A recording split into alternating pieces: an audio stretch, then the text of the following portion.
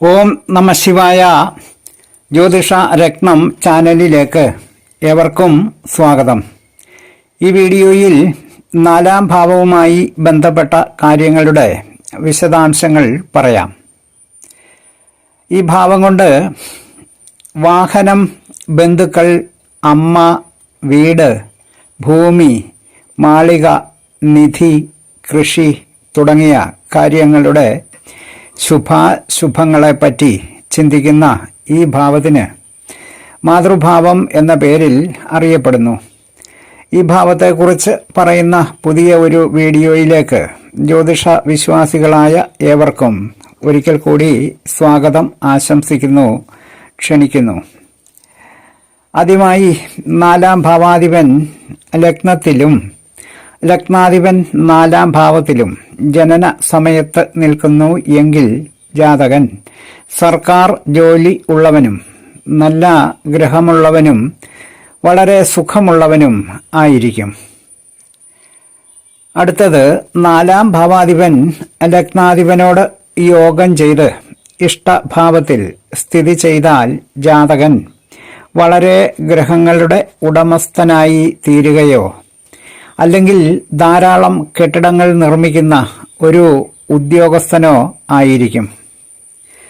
അടുത്തത് 4-ാം ഭാവാധിപൻ ബലവാനായി ശുഭദൃഷ്ടിയോടുകൂടി 1, 4, 7, 10 എന്നീ കേന്ദ്ര ഭാവങ്ങളിലോ 5, 9 എന്നീ ത്രികോണ ഭാവങ്ങളിലോ നിൽക്കുന്നു എങ്കിൽ ജാതകൻ ധാരാളം ഗ്രഹങ്ങളുടെ ഉടമസ്ഥനായിരിക്കുകയോ അല്ലെങ്കിൽ ധാരാളം കെട്ടിടങ്ങൾ നിർമ്മിക്കുന്ന ഉദ്യോഗസ്ഥനോ ആയിരിക്കും. അടുത്തത് 4-ാം ഭാവാധിപൻ ഉച്ച ക്ഷേത്രത്തിൽ നിൽക്കുകയും 9-ാം ഭാവാധിപൻ 1, 4, 7, 10 എന്നീ കേന്ദ്ര ഭാവത്തിൽ എവിടെയെങ്കിലും സ്ഥിതി ചെയ്യുകയും ചെയ്താൽ ജാതകൻ നല്ല ഭവനങ്ങളുടെ ഉടമസ്ഥനായിരിക്കും.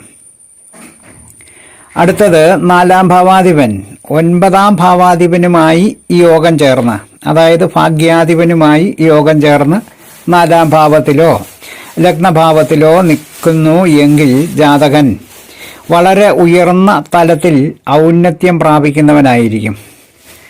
അടുത്തത് 4-ാം ഭാവാധിപൻ ലഗ്നാധിപനും ഒന്നിച്ച് 4-ാം ഭാവത്തിൽ നിന്നാൽ ജാതകന് അപ്രതീക്ഷിതമായ ഗ്രഹലാഭം ഉണ്ടാകും.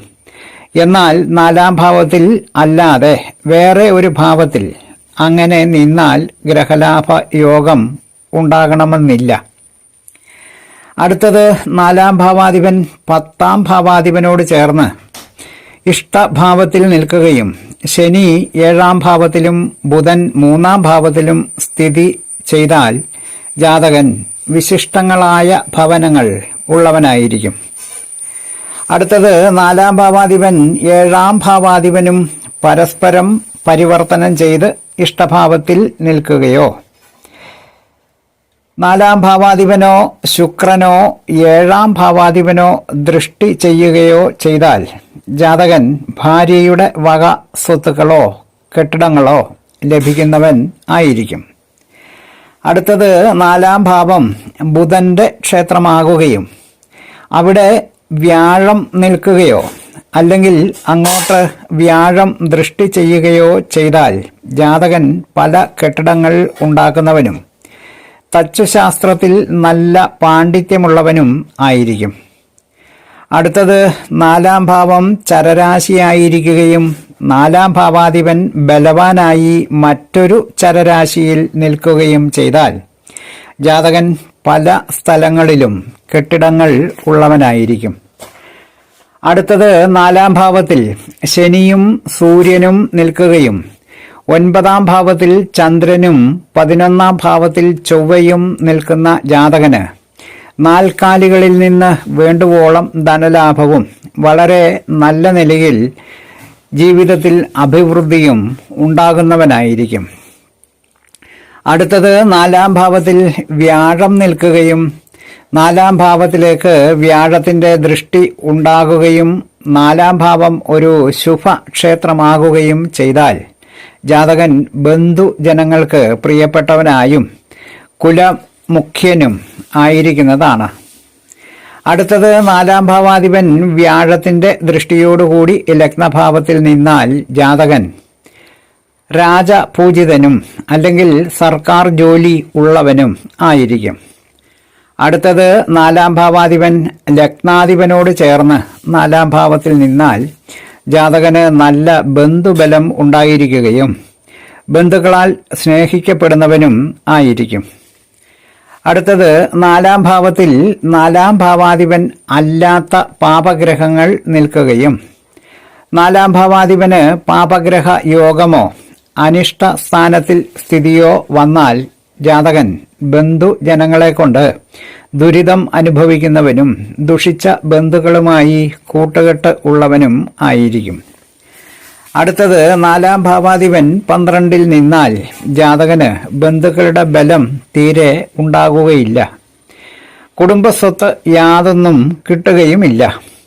പ്രത്യേകിച്ച് ഭാവാധിപന് നീചമോ മൗഢ്യമോ ശത്രുക്ഷേത്ര സ്ഥിതിയോ പ്രാപിച്ച് 12-ാം ഭാവത്തിൽ നിന്നാൽ കുടുംബസ്വത്ത് ഒന്നും തന്നെ ജാതകന് ഉറപ്പായും കിട്ടുകയില്ല. കൂടാതെ ജാതകന്റെ ഭാര്യയ്ക്ക് നാശം ഉണ്ടാകുകയും ചെയ്യും. 4-ാം ഭാവവുമായി ബന്ധപ്പെട്ട പ്രധാനപ്പെട്ട ചില ഗ്രഹസ്ഥിതികളും അവയുടെ ഫലങ്ങളും പറഞ്ഞ വീഡിയോ ശ്രദ്ധിച്ച എല്ലാവർക്കും നന്ദി, നമസ്കാരം. തലക്കുറി, ജാതകം, വിവാഹ പൊരുത്തം, മുഹൂർത്തം, പ്രശ്നം തുടങ്ങിയ ജ്യോതിഷ സംബന്ധ സേവനങ്ങൾക്ക് 9652322894 എന്ന ഫോൺ നമ്പറിലോ വാട്സപ്പിലോ ബന്ധപ്പെടാവുന്നതാണ്. വീഡിയോ ശ്രദ്ധിച്ച എല്ലാവർക്കും ഒരിക്കൽ കൂടി നന്ദി, നമസ്കാരം. സ്നേഹപൂർവം മോഹനൻ ജ്യോത്സ്യർ, ജ്യോതിഷ ആചാര്യ. ഓം നമഃ ശിവായ.